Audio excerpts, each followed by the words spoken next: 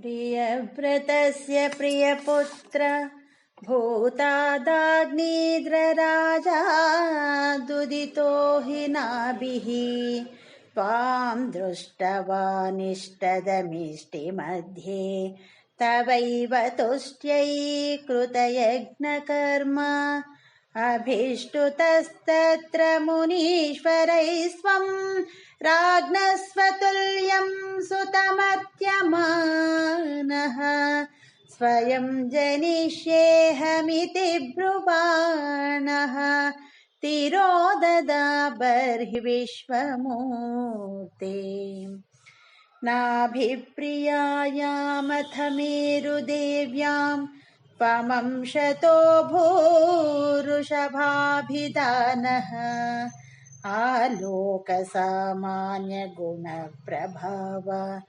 प्रभाविताशेषजनप्रमोदः त्वयि त्रिलोकीभृतिराजभारं निदाय नाभिः सह मेरुदेव्या तपोवनं प्राप्य भवन्निषेवी गतः किलानन्दपदं पदन्ते इन्द्रस्वदुत्कर्षकृतादमर्षात् ववर्षनास्मिन् जनाभवर्षे यदा तदा त्वं निजयोगशक्त्या स्ववर्षमेनद्व्यवददासु वर्षं जितेन्द्रदत्तां कमनीं जयन्तीम् अतोद्वहन्नात्मरताशयोऽपि अजीजनस्तत्र शतं तनूजान् येषां क्षितीशो भरतोऽग्रजन्माम् न वा भवन् योगिवरा न वान्ये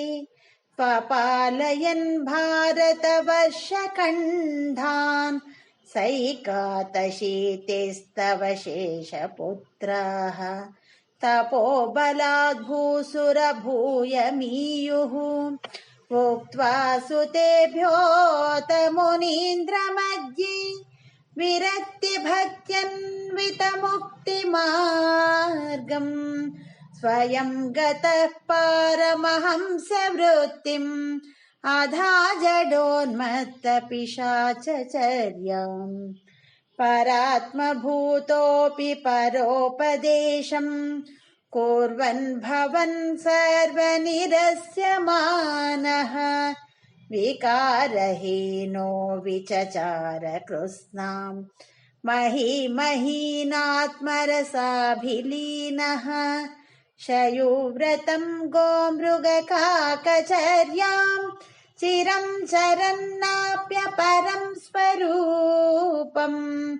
दवाहृताङ्गः कुटकाचले त्वम् तापान्ममापाकुरु